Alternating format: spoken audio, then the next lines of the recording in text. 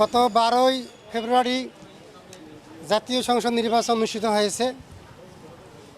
সেখানে আরও একটি নির্বাচন হয়েছে গণভোট। দেশের 70% মানুষ, 70% ভোটার এই গণভোটের পক্ষে মতামত ব্যক্ত করেছে, মতামত দিয়েছে। কিন্তু গণভোটে হাঁ ভোট দিয়েছে। এই হাঁ ভোট দিয়ে দেশের 70% জনগণ, 70% ভোটার আমাদের এই পবিত্র সংবিধান, এটা 72-এর সংবিধান, এটা ফ্যাসিস্টের হাতের সংবিধান, মানুষের অধিকার হারা সংবিধান, এইটাকে সংস্কারের পক্ষে মতামত দিয়েছে। কিন্তু আমরা কি দেখলাম? জাতীয় সংসদে সেই সংখ্যাগরিষ্ঠ আসন পেয়ে বিএনপি সরকার গঠন করেছে। বাংলাদেশ জামায়াতে ইসলামী সেখানে বিরোধী দলীয় ভূমিকা পালন করছে। কিন্তু বিরোধী দলের মতামতকে উপেক্ষা করে সরকার টালবাহানা করতেছে এই জুলাই সনদ বাস্তবায়নে। এটাকে সামনে নিয়ে বাংলাদেশ জামায়াতে ইসলামী সহ সমমনা 11 দলীয় ঐক্য দেশব্যাপী আগামী 15 তারিখ পর্যন্ত এই কেন্দ্রীয় কর্মসূচি ঘোষণা করেছে। এর এই অংশ হিসেবে আজকে গোটা দেশে একযোগে এই লিফলেট বিতরণ কার্যক্রম পরিচালিত হচ্ছে। এর এই অংশ হিসেবে বাংলাদেশ জামায়াত ইসলামী নীলফামারী জেলা শাখার পক্ষ থেকেও আজকে আমরা চৌরঙ্গী মোড় থেকে এ পর্যন্ত এই বিলি কার্যক্রম আমরা পরিচালনা করছি।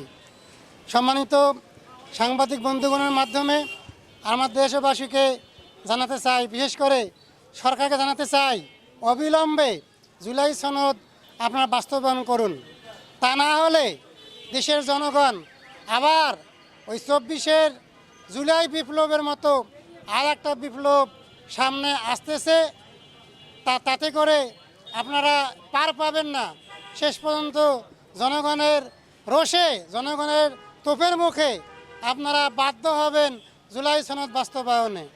আমি সংশ্লিষ্ট সবাইকে ধন্যবাদ জানিয়ে আমাদের এই জেলা জামাতের এই কর্মসূচি সফল বাস্তবায়ন করেছেন। বর্তমান সরকার প্রতারণা করেছে। আমরা জাতিকে এই প্রতারণার যে শিকারে পরিণত করতে চাচ্ছে বর্তমান সরকার, জাতিকে সতর্ক করার জন্য আমরা লিফলেট বিতরণ কর্মসূচি হাতে নিয়েছি। আগামীকাল সারা দেশের জেলা শহরে মিছিল হবে। এইভাবে 15 তারিখ পর্যন্ত আমাদের কর্মসূচি চলবে। এ সরকার দাবি করে যে তারা 50% ভোট নিয়ে ক্ষমতায় এসেছে, কিন্তু তারা এটা স্বীকার করে না যে 70% জনগণ